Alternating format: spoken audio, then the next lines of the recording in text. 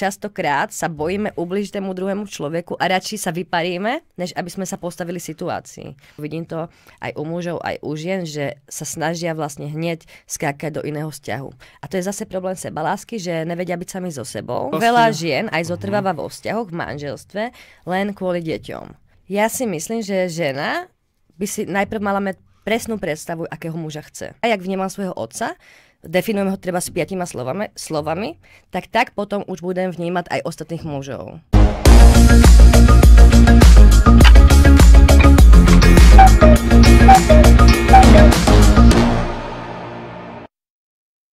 Pozdravujem všetkých divákov a poslucháčov Talkshow so Stanom. Moje meno je Stano a dnes v štúdiu vítam koučku a mentorku Petru Polákovú. Peti, ahoj. Ahoj, Stani. Takže ešte predtým, ako začneme, chcem povedať, že ak sa vám bude tento rozhovor páčiť, nezabudnite ho podporiť odberom, lajkom, komentárom a zdieľaním. Zároveň vám ponúkam už aj newsletter s množstvom výhod. Všetko sa dozviete na talkshowzostanom.sk, no a môžete ma podporiť aj finančne tým, že sa stanete členmi môjho YouTube kanála, ale aj pri nákupe na michaldrenik.sk. Ak zadáte zľavový kód STANO10 s 10% zľavou, tak aj takto ho môžete podporiť. No a nezabudnite ma sledovať aj na iných sociálnych sieťach. To je tak všetko na úvod z mojej strany, no a pôjdeme k tebe, Peti. Takže ja som ťa predstavil ako koučku a mentorku. Áno. A ty sa venuješ ako vzťahom, ale aj iným životným oblastiam. A ja keď som sa pripravoval na rozhovor, ja som ťa spomenul pred vysielaním, že robil som aj ja s rôznymi už ľuďmi, čo sa týka z tohto odboru, s koučami, s mentormi, psychológmi. Mne už prípada osobne, že ich je veľa. Na internete, možno tie sociálne siete ich tak prezradili, alebo jednoducho sa dostali na oči. Takže čím si myslíš, že si možno, že iná, alebo čo ponúkaš ľuďom iné, a to potom narazím, že prečo iné, prečo by ľudia ste mali vybrať ako kouča, hej? Teraz nehovoríme, teraz poviem všeobecne, že čomu sa venuješ, lebo sa venuješ aj teda vzťahom.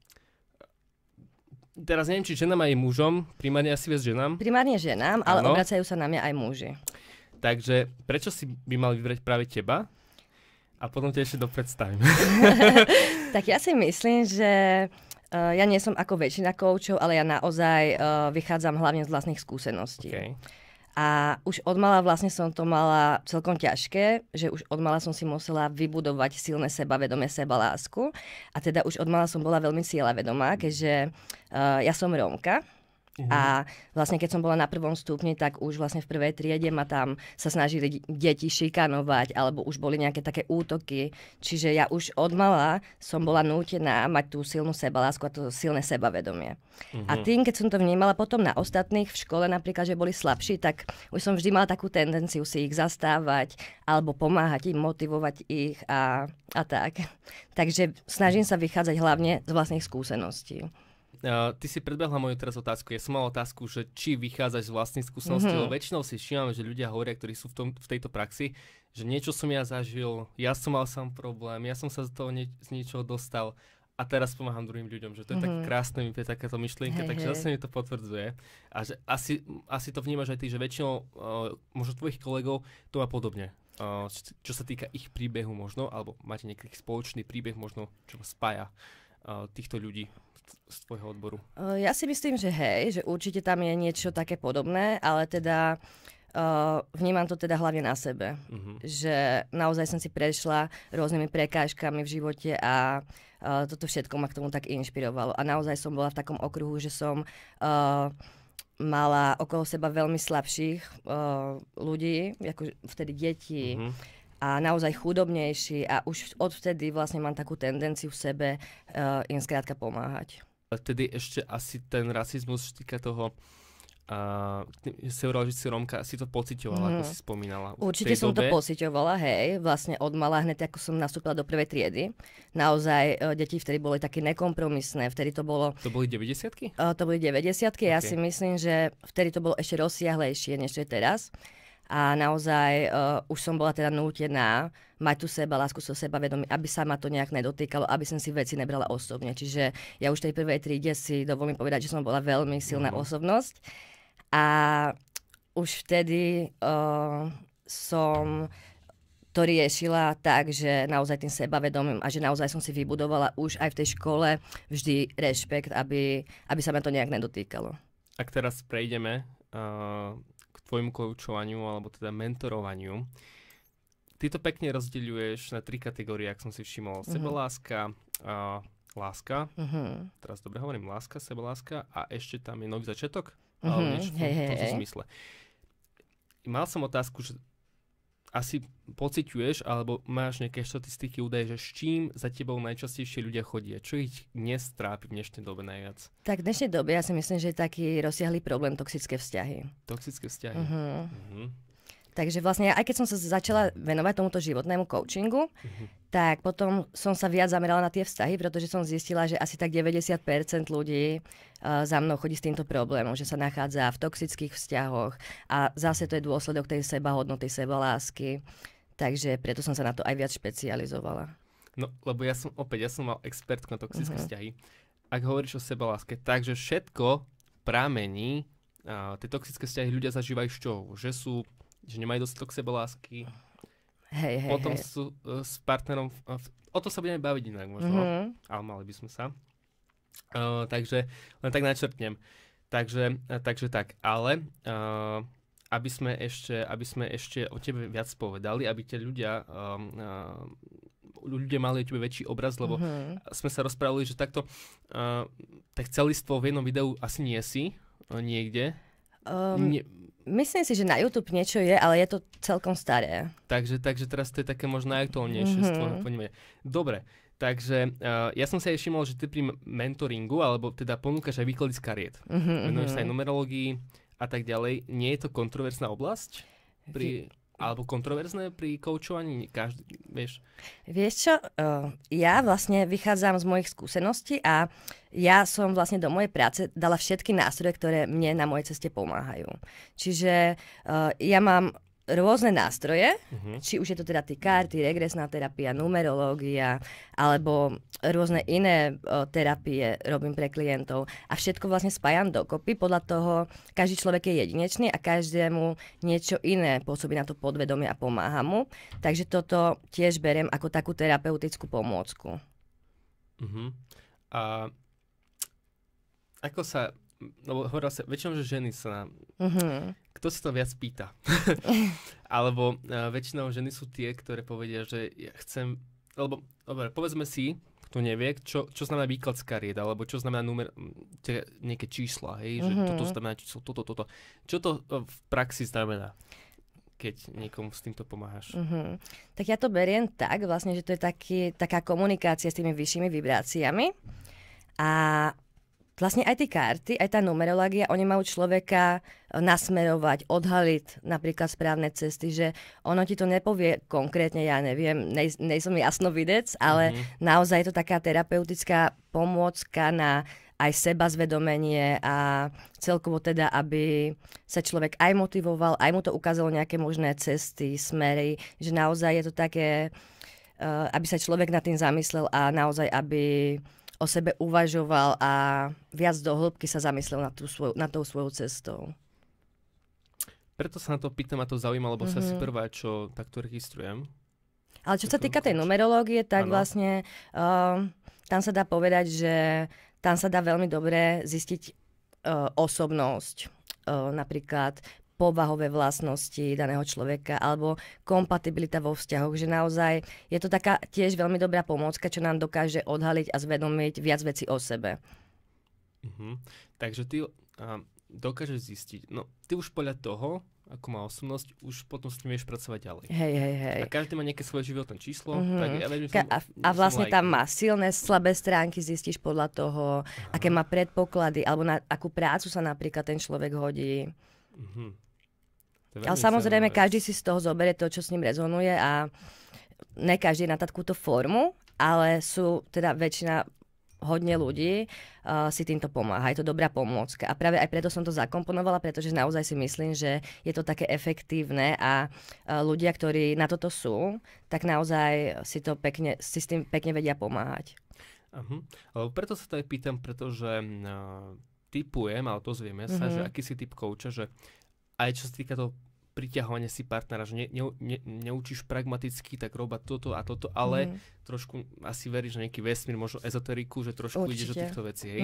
Že nie si ten taký pragmatický, praktický coach, racionálny asi. Hej, to je pravda. No, takže aj to mi dalo nejaký ten signál. Koľko vlastne tak sa venuješ tomu takže profesionálne, alebo... Že... Ja si myslím, že už to je asi možno aj cez 10 rokov. Strašne to letí, takže myslím si, že už to môže byť aj 10 rokov. Takže ty už si vlastne spoznala každý typ človek. Určite. Ty už si spoznala v podstate už... Keď niekto dnes príde za tebou s nejakým problémom, tak už si to počula niekedy. Vždy sa mi to opakuje, takže už mám vlastne na každý problém aj spravené co najefektívne riešenie. A naozaj teda skoro každý problém sa mi opakuje. A naozaj tam je kľúčové, že sa to točí stále okolo tej sebalásky. A myslíš si, pociťuješ, že v dnešnej dobe, alebo možno dnešná generácia, ja som teraz Y či Z? Počkaj. 21 rokov, teraz neviem, či ja som Z-ko už, asi nie? No, ale to je jedno, aká generácia. Cítiš to, že dnes ľudia fakt, že trpia tým nedocenením, alebo tým nízkou hodnotou sebalásky? V dnešnej dobe je to strašne premnožené, by som povedala. Áno. A strašne veľa ľudí sa na mňa obraca s týmto problémom, takže myslím si, že je to taká aktuálna téma a naozaj aj tie vzťahy dnešné sú hlavne založené na strachu, nie sú na tej láske založené, že veľa percent tvorí, že tie vzťahy sú teda založené na strachu, ale nie sú na láske a tým pádem vlastne zase je to zdroj tá sebaláska. Rozprávali sme tu o sebaláske. Mňa v tomto prípade zaujíma, ak pôjdeme od detstva, lebo riešiš aj to. Nie? Ak teraz, kde vzniká tá sebahodnota, sebaláska, kde to asi pravdepodobne až z detstva. Z detstva. Takže vlastne tam riešiš John najviac. Harrison to popísal v jednej knihe a vlastne tam popisuje, že než dospieme, tak dostaneme 25 000 hodín rodičovskej výchovy. No ale povedz, keď sa zamyslíš, tak koľko z toho dostaneš pozitívnych slov alebo nejakých spozbudivých, vlastne co ťa predurčí byť nejakou významnou osobou.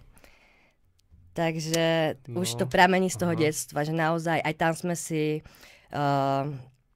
vlastne prisvojili to, že keď nám povedali napríklad jedz ten špenát, dostávali sme rôzne príkazy, tak sme si tam spojili, že lásku vlastne príjmame len keď si ju zaslúžime niečím. To je jeden príklad. A potom sa to prejavuje v tom vzťahu, takže toto, čo ty vidíš, čo si videl v detstve, to chceš aj v dospelosti v tom vzťahu s partnerom? No potom vlastne, keď tam není dostatočná sebaláska, tak stále chceme od partnera, aby nám prejavoval city, aby nám naplnil vlastne, aby nás zbavil strachu a obav. A stále, aby nám dával nejaké podnety lásky, aby nám vlastne stále dokazoval tú lásku, lebo my nevierime, my sami sebe neveríme, vlastne sme v ten strachu, tak stále vlastne hľadáme podnety od toho partnera, ktorý nás toho strachu zbaví. Ale vlastne takto sa iba ten strach a tá prázdnota v hĺbke prehlbuje v našom vnútri. Takže dokiaľ ja vlastne nemám tú studňu naplnenú v sebe, tak nemôžem ani prijímať poriadne, ani dávať ze seba. Pretože až keď ju mám naplnenú a dávam zo seba, tak až vtedy vlastne sa mi to dostáva aj zvonka naspäť. A keď to zašpecifikujeme na ženy, pracuješ so ženami, vidíš to veľmi často? V tom zmysle, že hej, chcem sa opýtať na to detstvo, že ako sú možno dievčatka, hej, vychovávané, že už nejaké vzorce, možno nejaké bariéry, toto tak buď, musíš byť pekná, hustia, hej, že taká musíš byť a možno tam vznikajú tie bloky možno postupne, ale to už povedz ty, hej. Len sa snažím ťa naviesť, čo myslím. Určite. Už vlastne aký máme vzťah s rodičmi, strašne ovplyvňuje tú sebalásku. Že naozaj, keď si povieš teraz, že 5 slov, ktoré vystihujú tvoju mamu a 5 slov, ktoré vystihujú tvojho otca, tak vlastne taký vzťah aj tak vnímaš potom ostatných mužov. Napríklad ja, jak vnímam svojho otca, definujem ho treba s 5 slovami, tak potom už budem vnímať aj ostatných mužov. Že naozaj to má takéto korene. A to si možno, ak môžeš byť osobnejšie, cítila si to aj ty v minulosti? Možno, že ak si mala partnerov alebo vzťahy, tak presne sa ti tam projektoval ten otec? Určite. Takže je to tak. A pri mužoch to je matka. A pri mužov to je matka, hej. To je ale ja keď som si toto uvedol, lebo ja som sa o tom rozprával s jednou kamoškou a presne toto sme rozprávali a ja, že to fakt? Ja som tak nikdy neuvedomil, ale také by to príde také čudné. Vieš, ale keď sa nad tým zamyslíš, naozaj, tak potom to začneš tak víc vnímať a naozaj si to začneš všímať, že sa ti to vlastne zrkadlí. Ide Valentín. Čo teraz riešiš najviac? Vieš čo, nemám nejaké také aktuálne témy ohľadom Valentína. Stále vlastne moja hlavná téma vlastne sú tie toxické vzťahy. To najviac. A keď teraz ten Valentín a ženy ti hovoria, že no tak budem sama, alebo čo tak. A čo im hovoríš? Alebo ako to vnímať celý ten sviatok?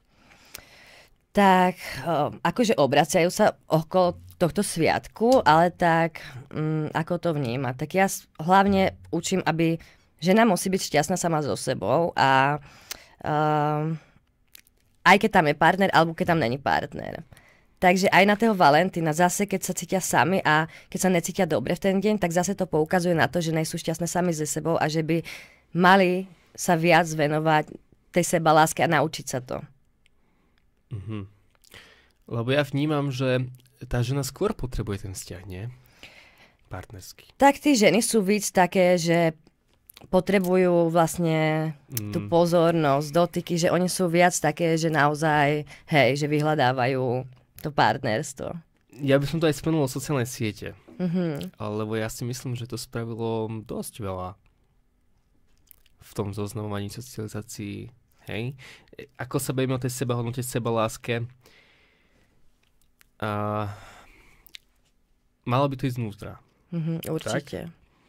Ale mne to dnes príde, že to je hlavne postavené, aspoň chlapi to tak berieme, hovorím asi nejakú časť, vzhľad je prvý. Hej? A sociálne siete podľa mňa som to spravili brutálny škrt, že keď je žena pekná, tak má brutálnu pozornosť. Hej? Teraz mi to môžeš vyvrátiť, alebo to je môj názor, hej?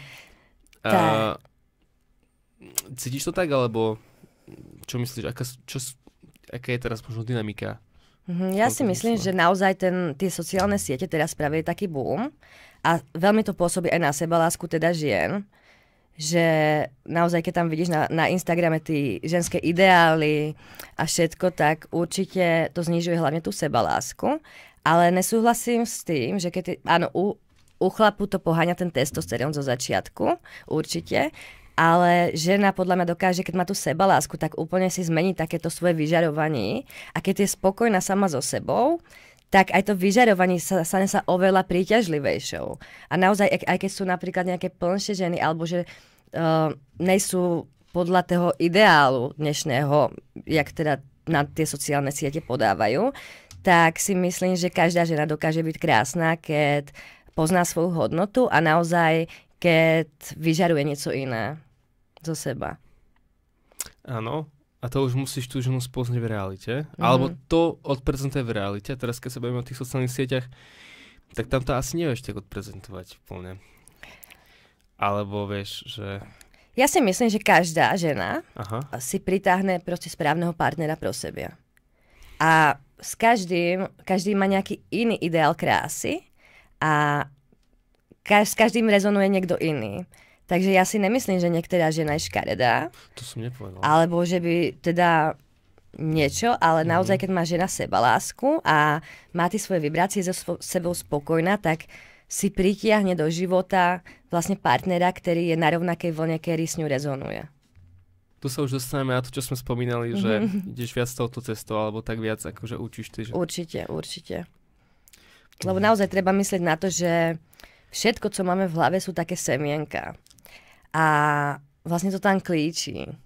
A keď máme o sebe škaredé slova, nejsme k sebe láskavé, nechováme sa k sebe k rešpektem, tak vlastne potom aj ten život sa nám zrkadlí vlastne a vytvárame si taký život podľa našich myšlenek.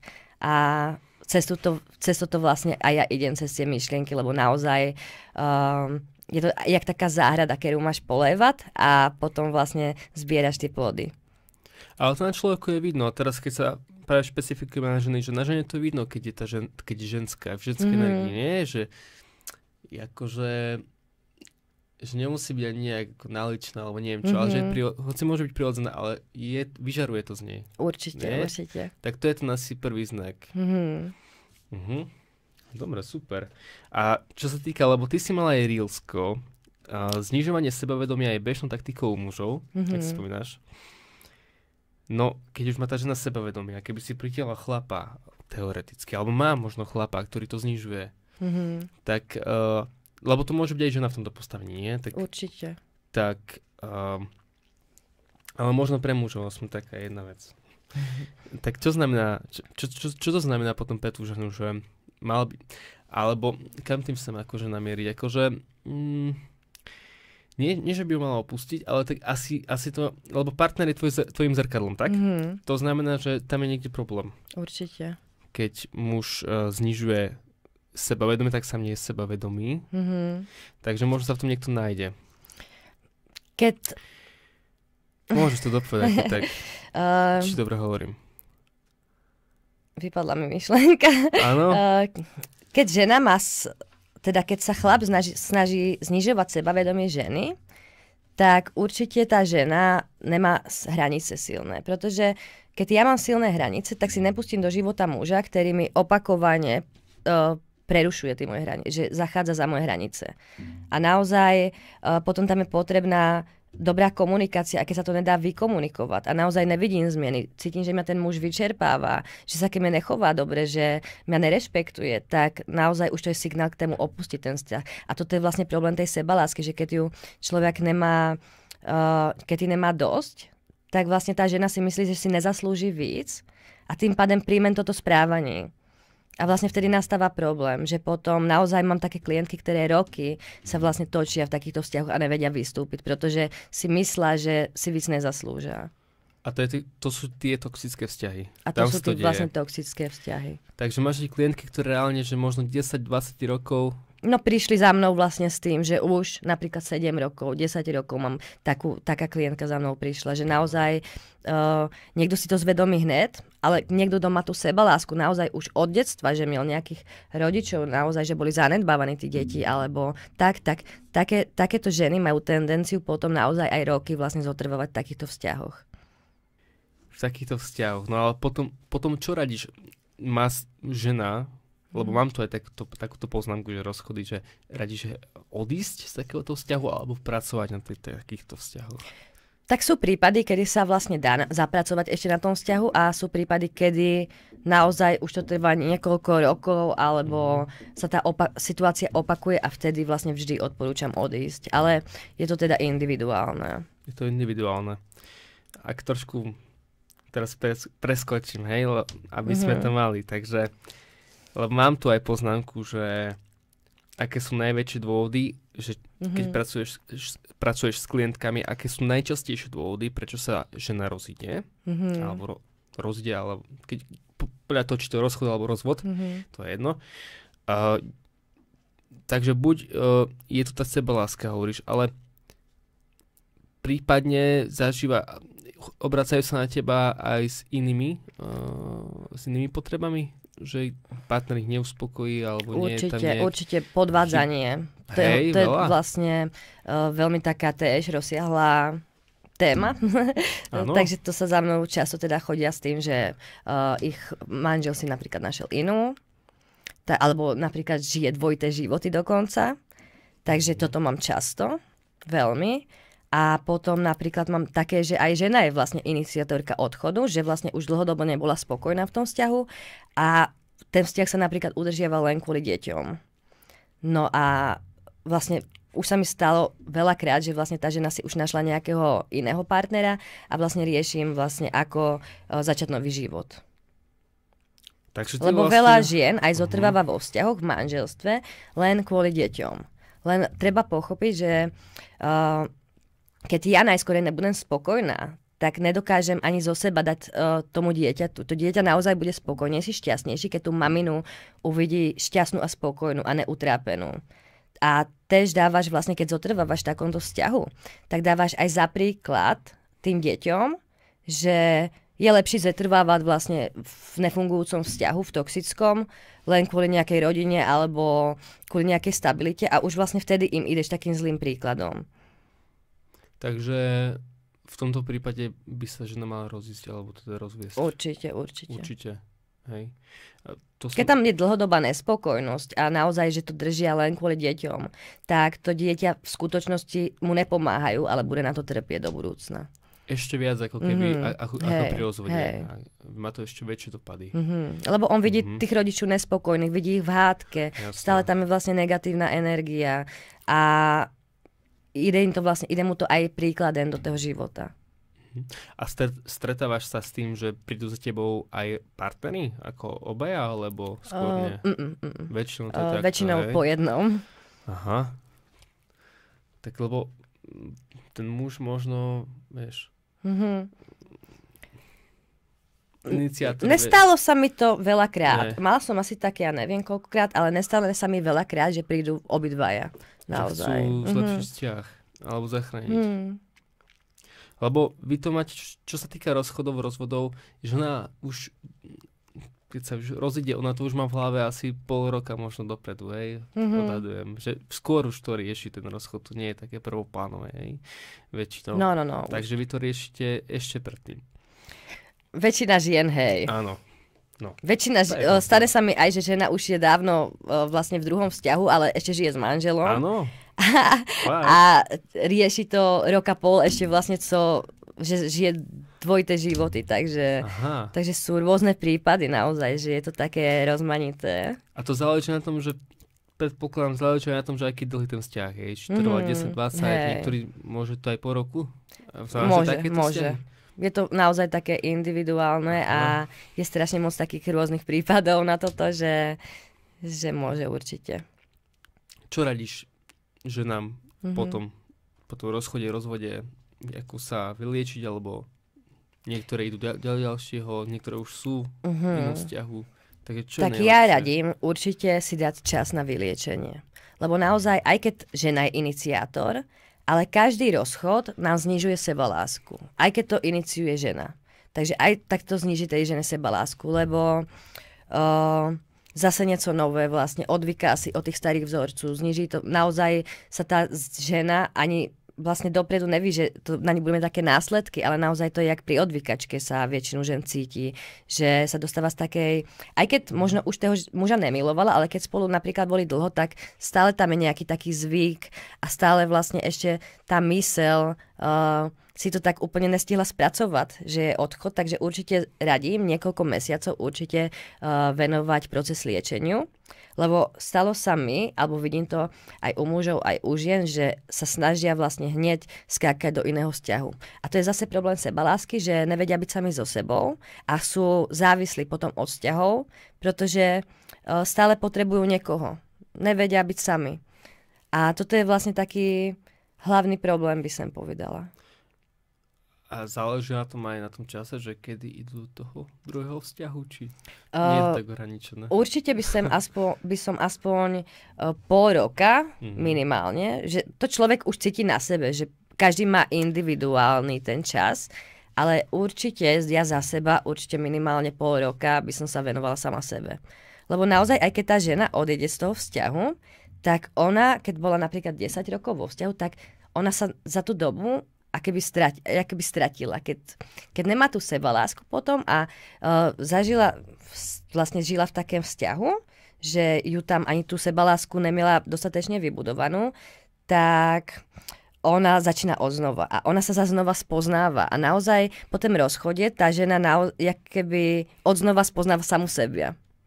Takže ja určite myslím toho pol roka a venovať sa záujmom, koníčkom, naozaj objaviť sa mňa, baviť sa mňa, naplňa, že spoznať sa viac. A možno tam je aj to, že potom by si pritiahla toho istého partnera, podobného. Určite, lebo keď vlastne máš tam tú závislosť vzťahovú a keď ideš hneď do toho vzťahu, tak si pritáhneš vždycky, nepritáhneš si zdravý vzťah. Vždycky si to tam nejak projektuješ. A vlastne takíto manipulátori a narcisti, tak oni si vyhľadávajú takýchto ľudí. Takže to je jak magnet na takýchto ľudí, keď tam je tá sebaláska. Hlavne to riešiš pri tej sebaláske aj tých manipulátorov. Určite. Pretože keď máš dostatočnú sebalásku, tak takíto ľudia vedia, že na teba nemajú žiadny dosah. A vlastne ani si ich nejaký... A možno si ich aj pritáhneš, ale nepustíš si ich do života. Pretože hned už vlastne tí tvoje hranice ich nepustia. Dobre, a keď bavíme sa o hraniciach, to bude tiež otázka, ale no, ty vieš, ako tak rozpoznať na prvú narcistu alebo manipulátora? Oni sú strašne skrytí. No. Ono to je veľmi ťažké rozpoznať. Oni naozaj dokážu mesiac, alebo aj 2 mesiace, aj 3 mesiace, oni sa dokážu pretvarovať. Takže ja také osobne si nedokážem hned spoznať, keď nepoznám jeho nejaké črty správania, že ešte toho človeka nepoznám, tak takisto je to ťažšie rozoznať, ale keď už víš nejaké tie charakteristiky, vlastne tie ich manipulatívne techniky, tak vlastne si to začneš všímať. A keď máš to zdravú sebalásku, tak oni už si ich nepustíš bližšej potom. Takže už na teba nemajú dosah nejakým spôsobom. A tie hranice, to dobre, zovšeobecníme to, hej, každý mal, aj muž, aj žena. Máš určené jasne, že takú hranicu by si ho nemal pustiť, toto mu nedovoľ. Hej, máš to tak jasne definované? Pri rôznych situáciách, hej. A takto tých situácií môže byť 100, 200, vieš, ale určite to žena pocíti, keď sú prekračované ich hranice, necíti sa dobre, cíti sa vyčerpaná. Naozaj to cítiš ve svojom vnútri, keď niekto ide cez tvoje hranice. Takže naslúchať viac svojmu telu, to telo nám ukazuje, keď sú prekračované naše hranice, naučiť sa naslúchať svojmu telu, vnímať to, kedy sa necítim dobre, kedy ma niekto dáva mimo mojej komfortnej zóny a kedy naozaj mi niečo vadí a nebáť sa zastať si samú seba, pretože toto urobí, keď to neurobím ja. Ja by som to aj načrtol, ako to budeš vnímať, takú rovnoprávnosť, ktorá sa snaží možno, nie že však mala by byť medzi mužmi a ženami, nehovorím, že všade, ale myslím týmto, že prakticky, technicky žena už muža nepotrebuje, hej? Lebo vie sa robiť sama peniaze, vie sa sama uživiť, hej. Dnešná doba je možno v tom taká, že stretáva, že ženy, ktoré povedia, že nechce muža, nepotrebujem ho. Určite aj s tým sa stretávam, hej. A to je... Už je viac tých žien takých sebestačných, hej, a nezávislých, takže nemajú potrebu, povedia, že nemajú potrebu toho partnera, ale tak nemyslím si, že by sa to zase takto, že každá žena si myslím, že potrebuje tú mužskú energiu. A tá nezávislosť, to není spojené s tým, že by tá žena nepotrebovala tú mužskú energiu alebo podporu od toho muža. Takže nemeli by to tí ženy tak vnímať, že naozaj teraz som nezávislá a nikoho nepotrebujem. Naozaj my tých mužov potrebujeme. Len je iné byť od nich závislý a naozaj si mysleť, že áno, musím sa im prispôsobovať, musím spĺňať ich predstavy, ale naozaj tá žena by mala byť nezávislá, ale stále tam je tá prirodzenosť a ten prirodzený taký inštinkt, že potrebujeme tých mužov. No hej, lebo ja preto hovorím, lebo ja snažím sa reflektovať druhú stranu mužov, ale to je asi zlú vzorku beriem, lebo ja teraz, čo som čítal na TikToku, či kde. A že tak vieš, tak ženy sú v dnešnej dobe také a oni majú vysoké štandardy a prakticky tie ženy sú niečo také nedostupné, oni sa hrajú na niečo, vieš, že, ale teraz asi beriem zlú vzorku. A preto, ale keď si hovorila, že práve takéto ženy sú v mužskej energii, nie? Ktoré nepotrebujú muža. Povedala by som, že takéto ženy majú ešte ťažší nájsť si partnera. Áno. Majú, pretože často sú aj v mužskej energii. Preto s nima vlastne, takéto ženy sa často na mňa obracajú nezávisle, že s takýmito pracujem a vlastne podporujem tú ich ženskosť. Ale myslím si, že vypadla mi myšlenka. Ale myslím si teda, že tých mužov určite nejakým spôsobom potrebujeme. Dobre, a prečo vlastne, kde vzniká to, že žena je viac mužskej energii, ako prostredím, detstvom, potrebami, možno čo zažila, alebo ako to vnímaš? Ono, si myslím, že keď sú tak na tú kariéru víc orientované tí ženy, tak vlastne vtedy nepodporujú tú ženskú energiu, ale naozaj sú v tej mužskej energii. Že naozaj,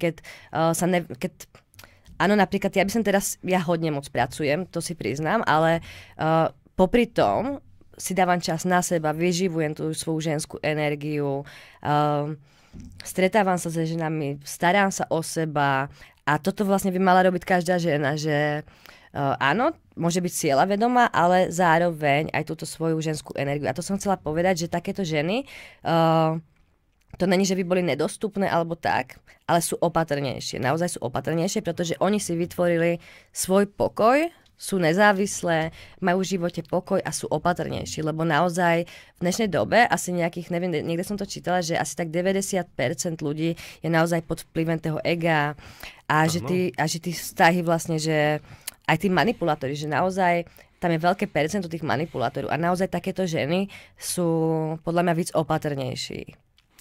Chýba tam taká zraniteľnosť pri takých ženách? Možno si aj také ženy zažili už dosť veci, že potom sa boja tej zraniteľnosti. Aha. A naozaj, keď je žena vlastne v tejto svojej energii, že sa jej darí, tak ťažko si vpustiť nejakého človeka do života. Naozaj je na to opatrná, pretože keby si vpustila nejakého manipulátora, tak vlastne úplne ide tú produktívnu energiu dole a ozrkadli sa to vlastne aj na tej kariéry, na všetkém, že naozaj to ovplyvňuje vlastne aj to psychické zdravie. Takže tá žena je určite opatrnejší, aby ju to nejakým spôsobom nedalo, aby nespadla na hubu. Alebo väčšinou si nájdu takéto ženy submisívnejších partnerov, nie? Viac ženskosti, ženskej energii, myslím. Aj to môže byť, ale není tam potom taká chémia, si myslím. Áno. Určite, pretože každá žena chce od seba nejakým spôsobom silnejšieho muža. To neznamená, že teraz, že ona zarába, tak musí zarábať 3-krát toľko, alebo niečo, ale tú osobnosťu, že musí byť taký víc od nej dominantný, trošku ju v niečom vést, že naozaj tá žena by mala mať tú ženskosť a ten muž by mal mať tú mužskú energiu. To je to správne. A to je to správne. Jasné, rozumiem. Presne, to som... Lebo to som riešil tiež v podcaste,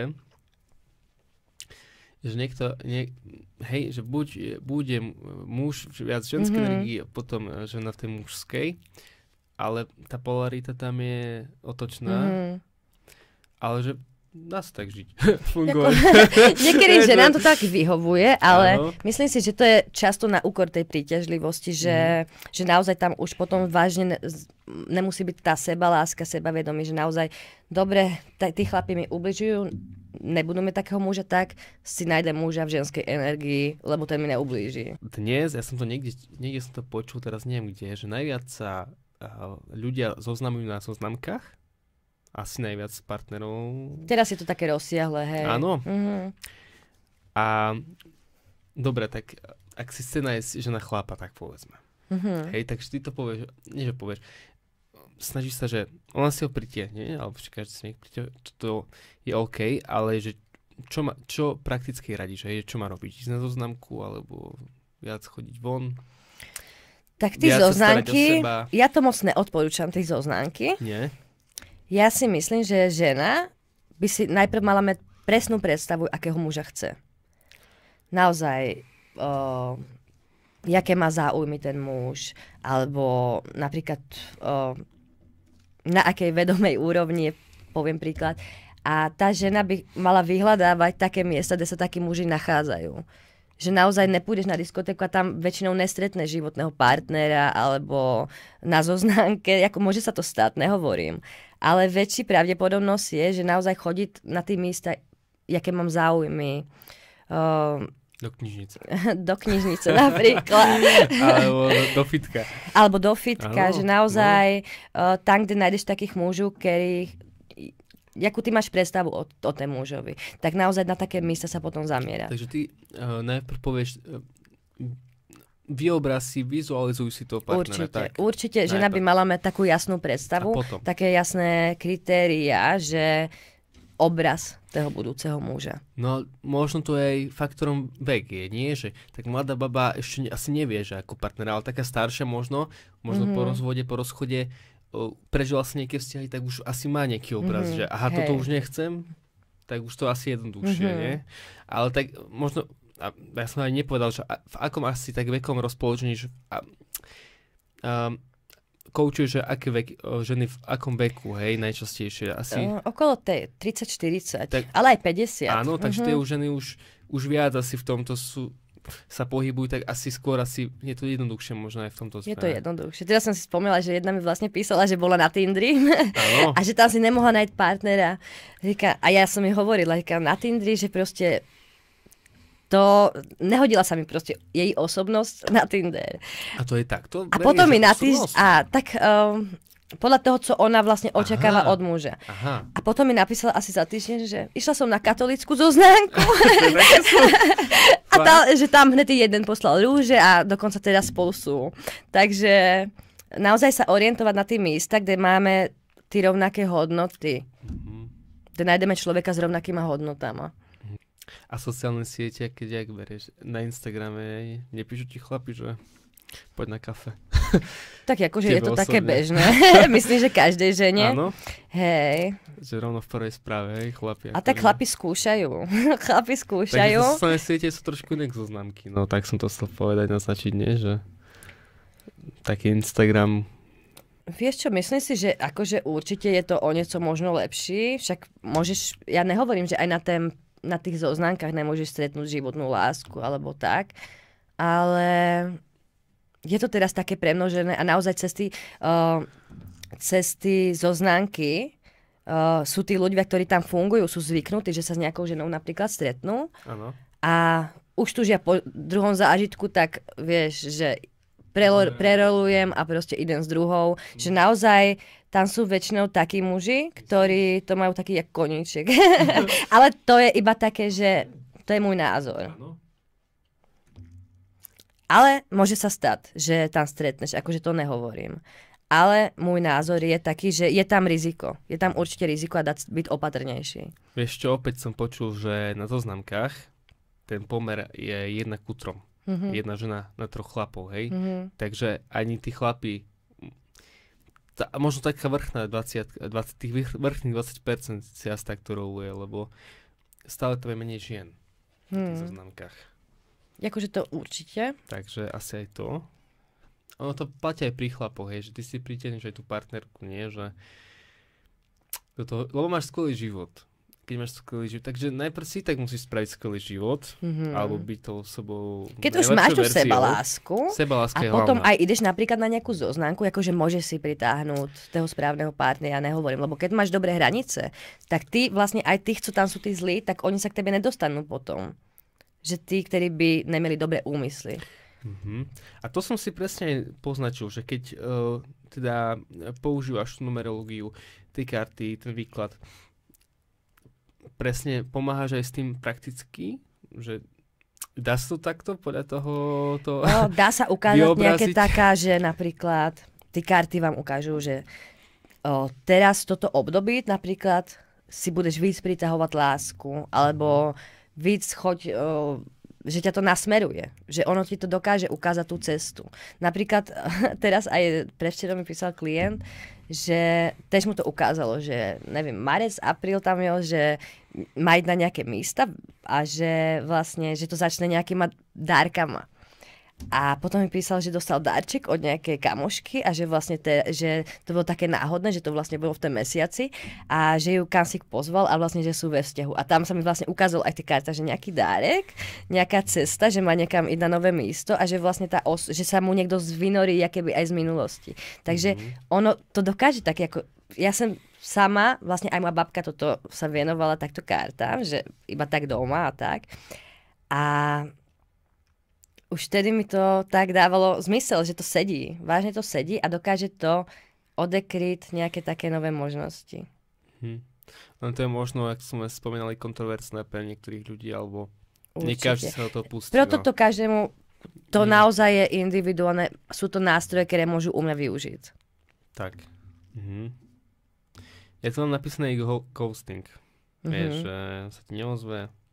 Hej, to je bežné, to je úplne premnožené. No a myslíš si, že to tak má byť? Že nie je normálne napísať vieš čo, prepáč, nelúbiš sa mi, nepáčiš sa mi, chcem to ukončiť. Ono, tí muži sa boja ísť niekedy do tej komunikácie. A teraz hovoríme o mužoch alebo o ženách? Že kto viac? Ja si myslím, že to robia aj ženy, aj muži. No dobre, tak to hovoríme takto. Hej? Takže pokračuj kľudne. Ale myslím si, že napríklad aj muž, aj žena, že to není správne, pretože naozaj to v tej druhej osobe vyvolá úzkosť. Pretože naozaj nevíš, čo sa deje, nevíš, čo je s tým človekom. Väčšinou to býva tak, že jeden deň je úplne všetko OK, že milujeme sa najvíc na svete a na druhý vlastne deň ten človek zmizne. Takže je to bežné a naozaj si treba uvedomať, ten, kto to robí, že naozaj tomu človeku zanechávam nejakú traumu a že ubližím tomu človeku. Stále je lepšie si to nejak vykomunikovať. Ale častokrát sa bojíme ubližiť tomu druhému človeku a radšej sa vyparíme, než aby sme sa postavili situácii. No závisí aj na tom asi, že či to je počas randenia, alebo podľa akejsi fáze vzťahu, tak? Ale riešiš to. Riešim to. Zažívaš aj to. Tak hlavne možno zase, ja osobne vnímam, že tie sociálne siete, tam je to bežná vec. Alebo takto. Ale aj chlapi, že my nechceme to riešiť, ne? Tak neriešiš to, no. Takže potom, ale dobre, ale keď to ublíži, hej, ale opäť, keď máš tú sebalásku, alebo tak si povieš, a čo? Keď ju máš, ale naozaj, keď je to ťažšie, keď ne, tak tí ženy sa naozaj dostávajú do veľkých úzkostí, depresí, že naozaj sú to ťažké stavy. Takže vždycky mi bylo takýchto žen ľúto a preto aj keď vidíš aj tie videá, tak točí na narcistu, manipulátoru. Preto sa to dotýkam, lebo je to ťažké. A väčšinou to, dobre, zase nemôžeme to kategorizovať, ale väčšinou to robia manipulátori, narcisti, takéto veci. Je to taká typická jedna z technik manipulátorov. A potom, dobre, keď žena nemá sebalásku, tak sa k nemu vracia, alebo povie, že odpíš mi. Áno, on sa vyparí a ozve sa zase na druhý rok, keď si myslí, že sa nudí. Áno. A tá žena, keď nemá sebalásku, tak povie jasné a pokračuje zase v ten kolobiehu. A potom zase on sa vyparí vlastne po 2 dňoch. Tak ten muž to nemá iba asi typ na lásku. Ale vlastne lásku, dobre. Chápem, ale taká žena teda práve to sa snažíš, ale to už sme sa točili v kolebe, už však ako rozumieme. Dobrá. A ženy javy a emócie, to je jedna zlatá studňa emócií, čo vy dokážete prežiť cez deň proti nám. Skúsme sa opäť asi možno načrtneme aj detstvo a tak, ale ak žena potlačuje emócie, aký je faktor? Prečo to tak je? Ja keď som potlačoval emócie, tak to som mal také ťažké obdobie v živote, že naozaj mi spadla sebaláska v jednom období. Ja som si vlastne prešla takým ťažkým obdobím, strátami v živote a mne padla sebaláska. A ja som vlastne vtedy nevedela komunikovať napríklad, co mi vadí. Že aj keď som sa dostala do nejakej situácie, že mi niečo vadilo, ja som to za seba nevedela dostať, ja som to potláčala, všetky tie emócie v sebe. A ja som z toho vlastne potom dostala úzkosti, depresie som z toho mala, že naozaj keď sebe niečo dusíš, tak teba to strápi a ty emócie nedáš ze seba ven, tak ty sa dostaneš do úzkosti, do psychických problémov. Není to dobré potlačať tie emócie a naozaj komunikovať, co mi vadí. Áno, my sme to spomínali tie kariéristky, že väčšinou to sú ženy mužské energie, ktoré nevedia tie emócie možno tak vyjadriť. Nie? Lebo vy dokážete, vy ženy, že pustil sa von tie emócie, že to aj radí ženám, ktoré možno... Ja som sa narazil na to detstvo, že tam možno keď máš hranicu v detstve, že nepláč, nerob toto. To je u mužu, inak toto je veľmi rozvinuté, že muži nevedia prejavovať emócie, pretože u nich vlastne už od mala bylo nepláč, nebuď jak tvoja sestrička, musíš byť silný, musíš ochraňovať rodinu. A smíli sa im, šikanovali ich. Predstav si, že si malý a začneš v škole plakať, proste ostatní chlapci sa ti smejú. Smejú sa ti, ponižujú ťa. Naozaj ten chlap je už vychovávaný tak, že musí byť tvrdý, nemôže prejaviť emócie. A muži prejavujú emócie, napríklad miesto plaču majú hnev. Lebo zaplať sa hanbia. A to nie je správne. A to není správne, pretože to potláča v sebe všetko, ale on to musí seba dať ven, on to dáva tým hnevem ven, ten muž. Dobre, takže aj plač plač muža je v poriadku. Je v poriadku, určite je v poriadku. Tak áno, tak ako to môžeme potvrdiť, že my... ja si málo životných situácií, kedy chlap pláče, vieš. Že to je už fakt ako, to musí byť... asi mi to potvrdia nejakí chlapi, ak to pozerajú. Ale pri vás už jen to je bežnejšia vec. U nás to je bežnejšie. Keď nemáš potlačené možno, nie? Že už tá žena, keď je v tom tej prirodzenosti, tak je to bežnejší prejav. Dobre, neviem, kedy to vyjde, tento rozhovor, asi až po Valentíne, ale dobre, ak by si mala nakoniec povedať, už keď je ten Valentín, hej, že či už je muž alebo žena sama, ako by mali brať, alebo dobre, naviažu na to, že ak si vo vzťahu, hej, že teraz keď Valentín, že možno taký gíčov, že teraz lásku prejavuješ tento deň, hej, že máš na to taký postoj, že mal by si ten Valentín prežiť s tým partnerom nejak špeciálne, alebo brať to ako bežný deň, alebo ako to vnímaš? Tak ja si myslím, že každý to má takisto toto individuálne. Ano. Že sú také páry, ktoré si naozaj na to potrpia, ale napríklad moji rodičia alebo tak oni ani nevedia, že je Valentín. Že také to je o tej intenzite. Väčšinou na začiatku sú tak, že páry to akože slávia alebo sú spolu, že to berú tak intenzívnejšie. Je to naozaj, podľa mňa lásku by sme si mali prejavovať každý deň a nelen na Valentína. Takže nie je správna odpoveď na to. Nie je ani zlé, keď si to prejavíte, že idete na večeru, alebo presne. Muž, tak dáme jej nejaký kviet. Je to pekné, určite to je krásne, ale nemyslím si, že to je vlastne, že to je nejak podmienené, lebo záleží od jak dlho ste v tom vzťahu a tak. Myslím si, že tá láska by sa mala prejavovať každý deň a nemyslím si, že to je až také dôležité ten Valentín. Dobre. Je tam poslednú myšlienku na záver. Že aj to sa týka aj vzťahov, aj možno nejakého celkovo, alebo dnešná spoločnosť je strašne urýchlená. A ja som si to všimol, že keď chceš niečo dosiahnuť, tak to poznáš, že ty asi v myšlienkach v hlave a išiel som do obchodu niečo kúpiť, ale bol som v hlave, že aj to bol pred rozhovorom ešte, že to bol 3 dní, 4 dní dozadu. A riešim, ideš točíš a potom som videl také malé dievčatko, jak skáče do mláčky, a sa spliecha vodu a sa teší z toho.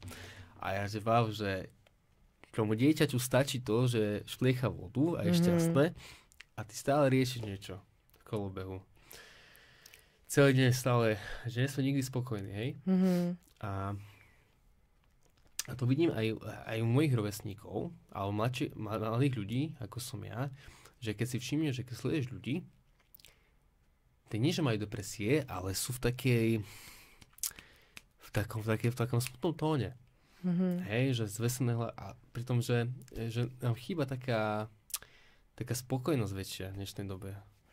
Ono hlavne moc ľudí není prítomných v dnešnej dobe. Presne, to je že naozaj sú myslou v budúcnosti, v minulosti a toto je taký hlavný problém. Že idú na dovolenku, že niekto ide na dovolenku, ale ani nevníma, že je na dovolenke. Proste on si tam nese tú svoju budúcnosť, tú svoju minulosť a absolútne sa nesústredí na ten prítomný okamih. Čiže aj toto je také vyslobodenie aj od tých myšlenek, že naozaj sa zamerávať na ten prítomný okamih.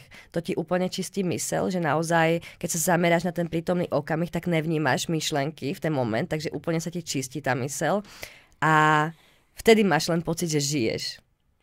Keď sa na ten prítomný okamih zamerávaš. A riešiš to aj s klientmi. Aj to určite. Riešiš veľa vecí by sme ešte vedeli prebrať, ale že teraz prítomný okamih a teraz niekto má problém s tým a s tým, len to som tiež chcel dať takú poslednú myšlienku.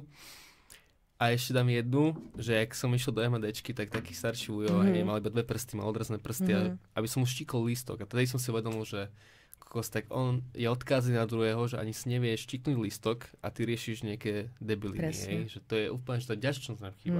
Vďačnosť nám úplne chýba. To je neskutočné. Ja tiež si hovorím, že deti v Afrike alebo tak sú hladné, alebo niekto sa narodí už naozaj s takým. A že naozaj by sme mieli, ja aj mojim klientkám vlastne odporúčam, Aj máme také pracovné listy, že naozaj každý deň si píšu, za co sú v ten deň vďačné. Pretože aj keď sa zameráš na tú vďačnosť, tak si pritahuješ do života viac hojnosti. Takže je to taká dobrý magnet na tú hojnosť a tú myseľ vlastne odpútaš od tých negatívnych myšlenek. Že naozaj sa nezamerávaš na to, co sa ti stalo zle v ten deň, ale už sa zamerávaš, že na to dobre, co sa mi stalo, za co som vďačný, co si večer napíšem do toho denníku a vlastne to sám vyhľadávaš, dávaš na to svoju všímavosť a tým pádem to rostne. Dobre, pri tejto peknej myšlienke sme skončili. Diváci ťa môžu sledovať na tvojich sociálnych sieťach, môžu si pozrieť tvoju web stránku, kde vlastne ťa môžu rezervovať, objednať tvoje služby. Plánuješ do budúcna, máš nejaké projekty ďalšie, čo by si chcela? Alebo... Určite plánujem. Teraz mám vlastne projekt Šťastná a sebavedomá, online program. A určite teraz v blízkej dobe plánujem aj také novinky. A tak to by som nechala, nech sa prekvapia všetci. A je to pre ženy? Pre ženy. Preto hovorím, Pre mužov mám momentálne len mentoring. Aha. Takže, ale plánujem určite spraviť aj niečo pre nich. OK, dobre, tak to je všetko. Ďakujeme, že si to dopozerali až sem. Ak áno, tak sme veľmi radi. Linky na sociálne siete Talkshow sú v popise. Samozrejme k dispozícii máme aj podcast, čiže ak počúvate na podcaste, tak aj za to som rád a počujeme sa, vidíme sa pri ďalších rozhovoroch a videách. Ja ti ďakujem za pozvanie. Ďakujem aj ja, že si to bola v Talkshow a počujeme sa, vidíme sa na budúce. Počujeme sa. Majte sa.